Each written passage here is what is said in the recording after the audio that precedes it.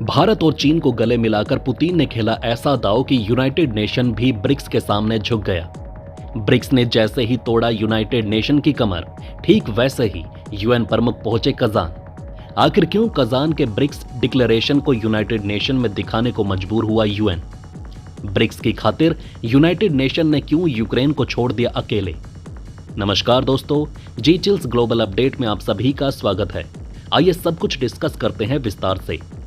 United Nations आज BRICS जैसी संस्थाओं की ताकत के सामने झुक रहा है, चाहे वो गुटरेश का ब्रिक्स शिखर सम्मेलन में शामिल होना हो या फिर ब्रिक्स देशों का डॉलर से परे जाकर अपनी खुद की अर्थव्यवस्था बनाना हो।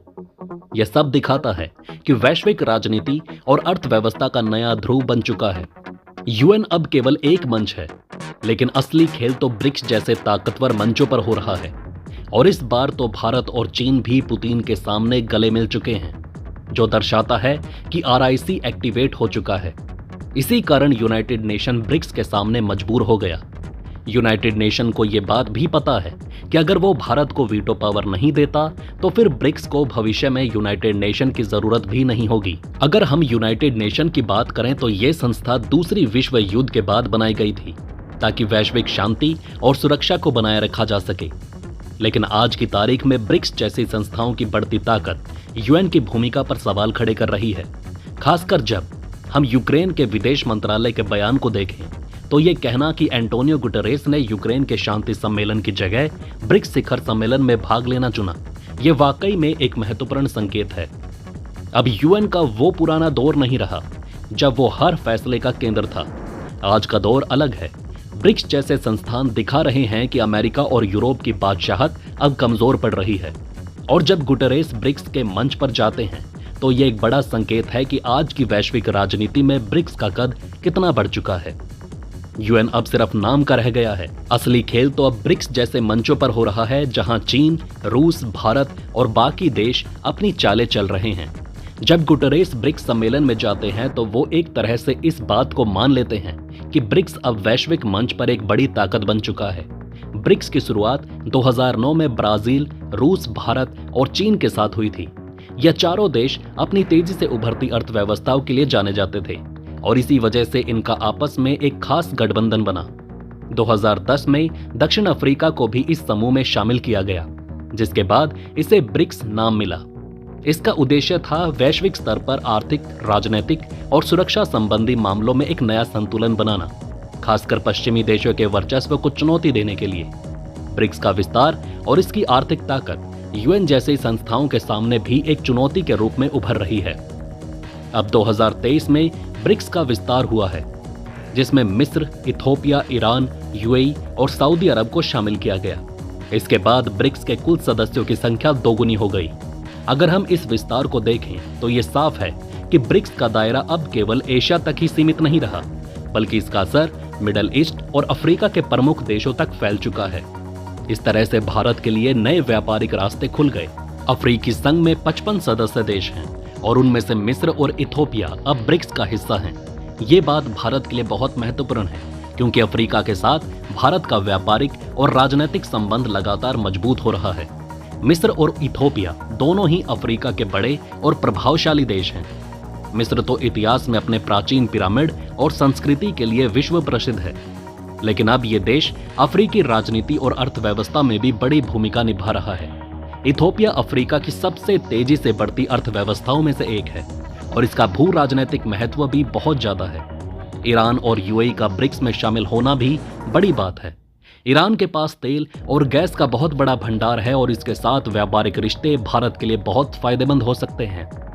वहीं यूएई मिडल ईस्ट का एक अहम व्यापारिक केंद्र है और भारत के लिए इसका खास महत्व है, क्योंकि यूएई में बड़ी संख्या में भारतीय प्रवासी रहते हैं और वहां से भारत को बड़ी मात्रा में रेमिटेंस यानी कि वित्तीय मदद मिलती है। ब्रिक्स का एक बड़ा उद्देश्य डॉलर के वर्चस्व को चुनौती देना है। खासकर रूस और चीन इसमें बहुत दिलचस्पी दिखा रहे हैं।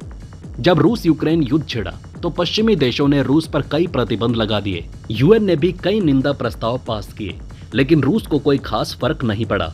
इसके बजाय रूस ने ब्रिक्स देशों के साथ अपनी आर्थिक और राजनीतिक साझेदारी को और मजबूत किया। ब्रिक्स देशों ने रूस से तेल खरीदना जारी रखा, खासकर भारत और चीन ने। ब्रिक्स ने अपना खुद का बैंक भी शुरू किया, जिसका नाम है न्यू डेवलपमेंट बैंक। ये बैंक विकासशील देशों को इंफ्रास्ट्रक्चर प्रोजेक्ट्स के लिए कर्ज देता है। अब सोचिए, जब इतने बड़े देशों का एक बैंक होगा तो पश्चिमी देशों के वित्तीय संस्थान जैसे IMF और वर्ल्ड बैंक को चुनौती मिलनी ही है। ब्रिक्स का विस्तार सिर्फ आर्थिक नहीं बल्कि राजनीतिक तौर पर भी महत्वपूर्ण है। जब इतने सारे बड़े देश एक मंच पर इकट्ठा होते हैं तो उनका वर्चस्व बढ़ता है। पश्चिमी देशों के लिए ये एक तरह से चुनौती है, खासकर अमेरिका के लिए। भारत, रूस और चीन जैसे देशों का इस ग्रुप में होना पश्चिमी देशों को सोचने पर मजबूर कर रहा है। यूक्रेन ने गुटरेस को शांति सम्मेलन के लिए बुलाया, लेकिन उन्होंने इसमें हिस्सा नहीं लिया। इसके बजाय वो ब्रिक्स शिखर सम्मेलन में शामिल हुए। अब सवाल उठता है, क्या UN के महासचिव गुटरेस ने ब्रिक्स की बढ़ती ताकत के आगे झुककर यह फैसला लिया? आज ब्रिक्स का संयुक्त GDP यानी कि सकल घरेलू उत्पाद अमेरिका और यूरोपीय संघ से भी बड़ा हो चुका है। ब्रिक्स देशों की अर्थव्यवस्था इतनी ताकतवर हो गई है कि ये अकेले ही वैश्विक व्यापार में भारी बदलाव ला सकता है। 1970 के दशक में जब अमेरिका और सोवियत संघ शीत युद्ध के दौर से गुजर रहे थे, तब UN ने बड़ी भूमिका निभाई थी। UN के मंच से कई देशों ने शांति वार्ताएं की और वैश्विक संघर्षों को सुलझाने की कोशिश की गई। लेकिन आज जब ब्रिक्स जैसी संस्थाएं उभर रही हैं और आर्थिक ताकतों का नया ध्रुव बन रहा है, UN की भूमिका उतनी प्रभावी नहीं रह गई, क्योंकि कोई भी देश UN को अब ज्यादा सीरियसली नहीं लेता। इसके पीछे का कारण यह है कि इस संस्था में जंग लग चुका है और यह बदलाव करने को तैयार भी नहीं। ये परमानेंट सीट का विस्तार भी नहीं कर रहा। व्लादिमीर पुतिन ने हाल ही में ऐलान किया कि ब्रिक्स देशों ने कजान डिक्लेरेशन को मंजूरी दे दी है और इसे अब संयुक्त राष्ट्र में पेश किया जाएगा। कजान डिक्लेरेशन ब्रिक्स देशों द्वारा तैयार किया गया एक महत्वपूर्ण दस्तावेज है, जिसका उद्देश्य है वैश्विक राजनीति और अर्थव्यवस्था में पश्चिमी देशों, खासकर अमेरिका और यूरोपीय संघ के वर्चस्व को चुनौती देना। ब्रिक्स देश ब्राजील, रूस, भारत, चीन और दक्षिण अफ्रीका ने इस डिक्लेरेशन को मंजूरी दी है और अब इसे UN के मंच पर ले जाया जाएगा।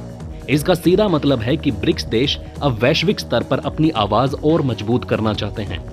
कजान डिक्लेरेशन के तहत ब्रिक्स देश आर्थिक, राजनीतिक और सुरक्षा मामलों में ज्यादा सहयोग करेंगे और खासतौर पर अमेरिकी डॉलर पर निर्भरता को कम करने की दिशा में काम करेंगे। ब्रिक्स देशों की संयुक्त आबादी करीब 3.6 बिलियन यानी कि 360 करोड़ है, जो कि दुनिया की आधी से ज्यादा आबादी है। इसका मतलब जब इतने बड़े देश एक साथ आ जाते हैं तो वैश्विक स्तर पर उनकी ताकत को नजरअंदाज नहीं किया जा सकता और इसी कारण यूनाइटेड नेशन ब्रिक्स को रिस्पेक्ट दे रहा है। 20वीं सदी में अमेरिका और सोवियत संघ के बीच शीत युद्ध के दौर में दुनिया दो खेमों में बटी हुई थी। अमेरिका और यूरोप अपने गठबंधनों के जरिए वैश्विक राजनीति और अर्थव्यवस्था पर हावी थे, लेकिन अब 21वीं सदी में तस्वीर बदल रही है। आज ब्रिक्स जैसे मंच पश्चिमी देशों के वर्चस्व को चुनौती दे रहे हैं। UN, IMF, वर्ल्ड बैंक, ये सब पश्चिमी देशों के खेल थे, लेकिन अब ब्रिक्स का खेल शुरू हो चुका है। कजान डिक्लेरेशन सिर्फ एक कागज नहीं है, ये एक बड़ा कदम है जो दिखाता है कि ब्रिक्स देश मिलकर अपनी आवाज को और बुलंद कर रहे हैं। जब इस डिक्लेरेशन को UN के मंच पर पेश किया जाएगा तो यह ब्रिक्स की आवाज को और मजबूत करेगा और वैश्विक राजनीति में एक नए ध्रुव का निर्माण करेगा। अब UN जैसे संस्थानों को भी समझना पड़ेगा कि दुनिया में सिर्फ अमेरिका और यूरोप का ही नहीं, बल्कि ब्रिक्स जैसे नए खेमों का भी बड़ा रोल है। तो दोस्तों, इस वीडियो में फिलहाल इतना ही। आप अपने सवाल और सुझाव नीचे कमेंट बॉक्स या फीड बॉक्स में लिख सकते हैं।